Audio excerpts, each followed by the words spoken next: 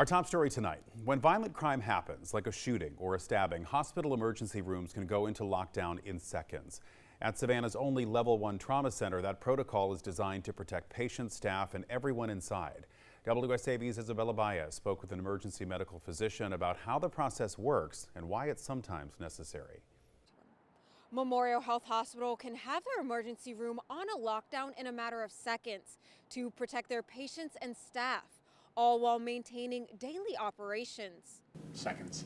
So once we hear that there's a crime that's happening or a gunshot wound coming in, we'll go ahead and go on lockdown. Assistant Medical Director of Memorial Health, Jay Goldstein, breaks down how quickly they can secure their emergency room in the event of a violent crime, such as a stabbing or shooting. This also allows them to ensure there is no unauthorized entry. A lot of the injuries that we have, a lot of the trauma that we have here at Memorial is blunt trauma. It's not penetrating trauma, but unfortunately when penetrating trauma starts to increase, sometimes it's gang related or violence related, and you'll see an uptick of that, and so it can come in waves. Goldstein says most of the time it's only the emergency room that goes into a lockdown, but if there was a mass attack, they would lock down the whole hospital. The lockdown itself usually lasts 10 to 15 minutes, and during that time everything runs like normal, but there is just an added level of protection, and he says with the click of a button they can double the amount of security. The lockdown is key, and it's important, especially when you have, like you talk about, like domestic abuse, domestic violence, violent crimes, gang violence. There's no doubt about it that lockdowns work because it keeps the measures of somebody else coming in and finishing the job. During the precaution, Goldstein stresses that no guests are allowed in the emergency room, and it's for everyone's safety. I know there's a lot of patrons and a lot of guests that get frustrated by it, but the purpose of it is to protect them. Goldstein says Memorial Health's emergency room is sensitive to going into lockdowns, saying it's much easier to go in one and make sure there is no threat. Reporting in Savannah, I'm Isabella Baez, WSAV News 3 on your side. An arrest has been made in connection to a deadly shooting in Hampton County. The Hampton County Sheriff's Office says the 20-year-old Mandrell Garvin is now facing several charges, including murder. Investigators say the 28-year-old Antonio Griffin was shot multiple times on April 4th on Orchard Road in the Luray area. Garvin is charged with murder, possession of a weapon during the commission of a violent crime. A former private security guard is facing serious charges after state investigators say that he engaged in inappropriate sexual conduct with a student while working at a local high school. According to the South Carolina Law Enforcement Division, 29-year-old Austin Thompson was charged today with sexual battery with a student who is 16 years of age and contributing to the delinquency of a minor.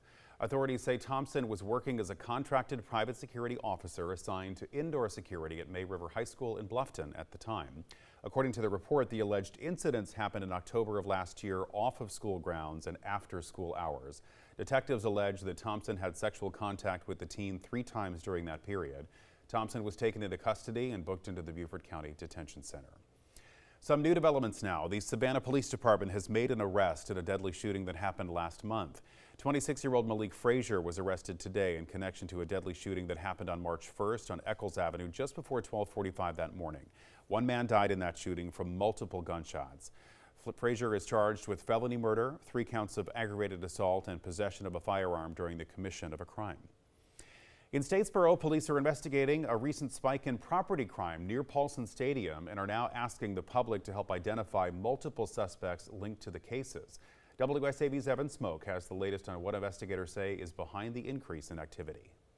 Here on Lanier Drive, Statesboro PD tells me there's been an uptick in minor crimes since the beginning of the year. Captain Jared Akins tells WSAV that the department has received multiple reports for property damage or burglary in apartments around Lanier Drive and have seen an uptick in activity since January. He adds that most of the people responsible have been juveniles or young adults, with some being under 10. You have folks like the child that we dealt with several days ago who's 8 and who is caught doing an enter an auto, stealing money from a car over there. So it runs the whole gambit.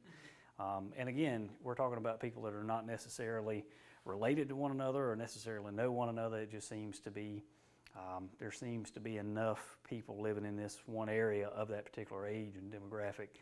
There are multiple ways to report information on these cases. For more details, go to our website, WSAV.com. Reporting in Statesboro, Evan Smoke, WSAV News 3, on your side.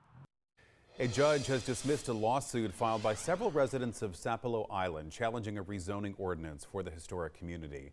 The lawsuit was filed in October 2023 and was one of several legal efforts to block a plan passed earlier that year, which would have doubled the maximum square footage allowed for homes built on the island. Members of the Gullah Geechee community have expressed concerns throughout the process, saying the change could alter the island's character and lead to displacement as property taxes rise. Earlier this year, the rezoning ordinance was overturned in a referendum. However, officials in McIntosh County say they continue to work on new zoning proposals. WSAV reached out to the County Commissioner Roger Lotson about the lawsuit being thrown out on technical grounds. In a statement, he said that decision is not impacting what we are doing regarding rewriting the zoning ordinance. He added there have been 3 listening sessions for the public to attend in preparation for 2 formal hearings. The Commissioner Lotson says dates for those hearings will be announced soon. In the meantime, residents of the island can submit written comments to be included in the public record. We'll post information on how to do that at WSAV.com. The town of Hilton Head is looking to make it easier for the people who work on the island to live there as well. This open field on Bryant Road could soon transform into the island's next workforce housing development. Town leaders are now seeking a developer to create an energy-efficient, single-family home community on the 7-acre site located near the Spanish Wells neighborhood. The goal is to give working families a path to home ownership, not just rental options. The ideal developer that we're looking for is somebody that can think outside the box. Somebody that thinks about design in a different way, because we have a unique opportunity to develop homes here that are not only energy efficient, but have island character, but push the island character, the architectural character to a different level. The deadline for developers to submit proposals has been extended to May 6th, with hopes of selecting a partner by the end of the year. Our education report now. There's a new face on the Savannah-Chatham County Board of Education. District 2 seat opened after longtime member Dr. Dion Hoskins Brown stepped down to run for school board president. So now the board has chosen a new member to replace her. The SEC PSS board voted earlier this week to appoint Mary Snowden to fill that seat on a temporary basis, District 2. So she will hold that seat until voters choose who they want in that role. They'll do that at the election in November. Dr. Hoskins Brown held the seat for 14 years. She was required by Georgia law to give it up in order to run for board president. While the Masters is the big show this week, many in the Lowcountry are looking ahead to their favorite week of the year, the RBC Heritage. Work has begun behind the scenes to get everything ready for Tuesday's opening ceremonies and the week-long tournament. Thousands of people will flood the Harbortown course to watch and have some fun, too. When you start bringing 25,000 people on the golf course a day, it's where are they going to eat? Where are they going to go to the restroom? Where's a break spot? Where's all, this, that, and the other? And so I think it's just many, many, many steps that go into ultimately having the final product that people come and see, and they go into a tent that doesn't even look like a tent. Everything will be ready for the RBC Heritage opening ceremonies Tuesday at noon. That's when WSAV will be there with full coverage of the golf and everything surrounding the biggest event on Hilton Head Island all the way through the trophy presentation on Sunday.